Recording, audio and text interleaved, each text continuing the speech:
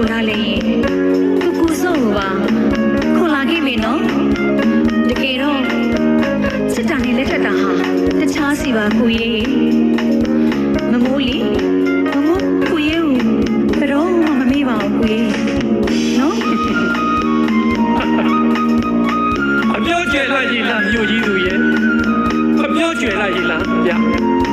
ဟမ်ခုတော့မင်းလက်ထက်သွားပြီပေါ့မင်းလက်ထက်သွားပြီပေါ့မမိုး